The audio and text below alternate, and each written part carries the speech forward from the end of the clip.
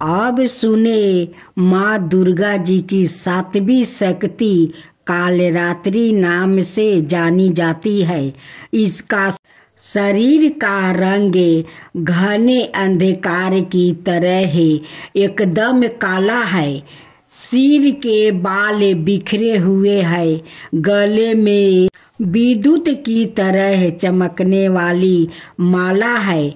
इनके 3 नेत्रा है या तीनों नेत्रा ब्रह्मांड के दृष्टि गोल है। इनसे विद्युत के समान चमकीली किरणों निःसृत होती रहती है। इनकी नासिका के प्रश्वास से अग्नि की भंडार ज्वालाएं निकलती रहती है।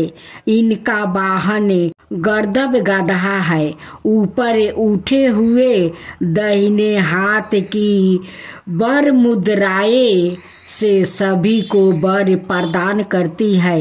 दाहिनी तरफ का नीचे वाला हाथ अभय मुद्राएं में है।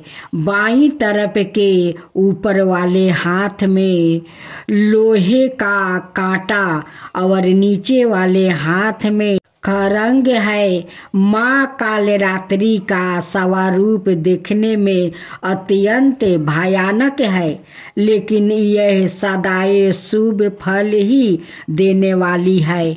इसी कारण इनका एक नाम शुभ कुंडली भी है। अत इनसे भक्तों को किसी प्रकार भी भयभीत अथवा अत्यधिक होने की आवश्यकता नहीं है। दुर्गा पूजा के 7वें दिन माँ कालरात्रि की उपासना का विधान है। इस दिन साधक का मन सहस्त्र चक्र में स्थित रहता है। इसके लिए ब्रह्मांड की समस्त सिद्धियों का द्वार खुलने लगता है। इस चक्र में स्थित साधक का मन तुरंत माँ कालरात्रि के स्वरूप में आवासित रहता है। उनके साक्षात्कार से मिलने वाले पुण्य का वो भागी हो जाता है। उसके समस्त पापों विघ्नों का नाश हो जाता है। उसे अक्षय पुण्य लोकों की प्राप्ति होती है। माँ कालरात्रि दुष्टों का विनाश करने वाली है। दानव दैत्य राक्षस भूत प्रेत आदि इनके स्मरण मात्रा से ही भयभीत होकर भाग जाते हैं। या ग्रह बाधाओं को भी दूर करने वाली है। इनके उपासक को अग्नि, भय जल, भय जंतु, भय शत्रु, भय रात्रि, भय आदि कभी नहीं होते। इनकी कृपा से वो सर्वथा भय मुक्त हो जाता है। माँ कालरात्रि के स्वरूप विग्रहों को अपने हृदय में अभिषिक्त करके मनुष्यों को एक निष्ठा भाव से उनकी उपासना करनी चाहिए। यह नियम स्वयं का उसे पूर्ण पालन करना चाहिए। मन वचन काया की पवित्रता रहनी चाहिए। वो शुभ डंकुरी देवी है। उनकी उपासना से होने वाले शुभ की गणना नहीं की जा सकती है। हमें निरंतर उनका स्मरण, ध्यान और पूजन करना चाहिए।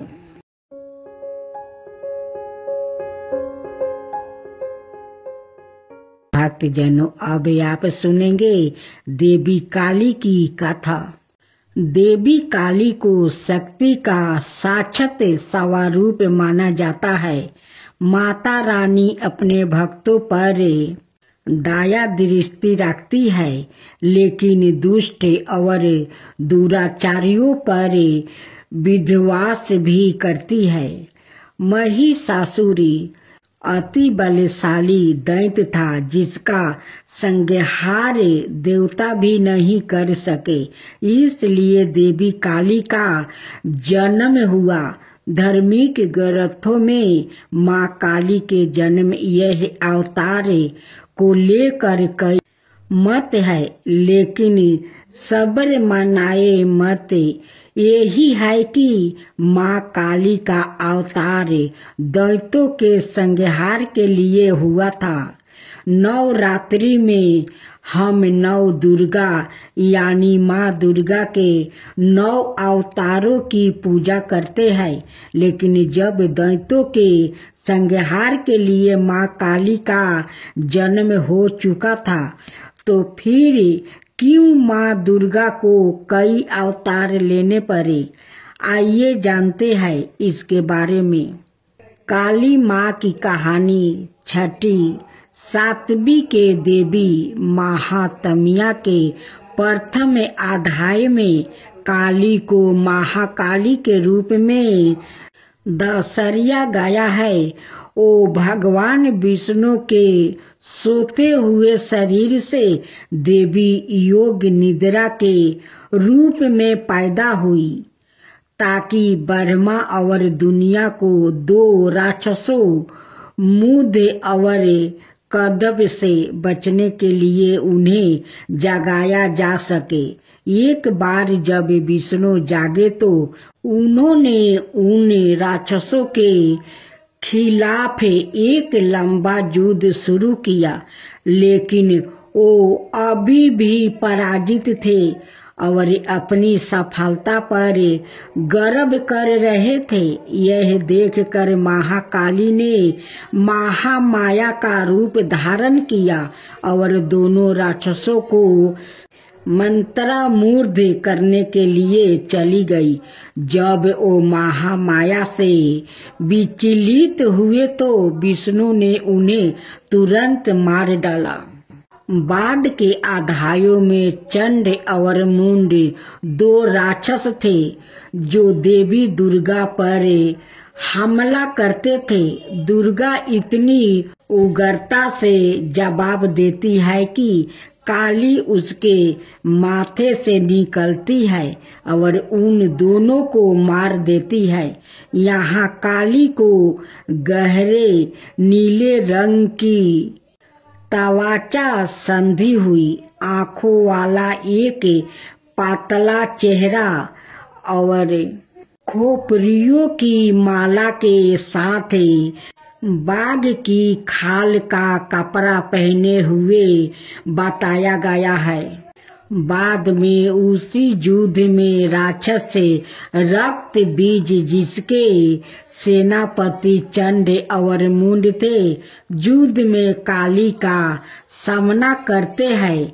रक्त बीज को वरदान है कि उसके खून की हर बूंद जो जमीन को छूती है उससे उसका एक और कैलोन पैदा हो जाएगा।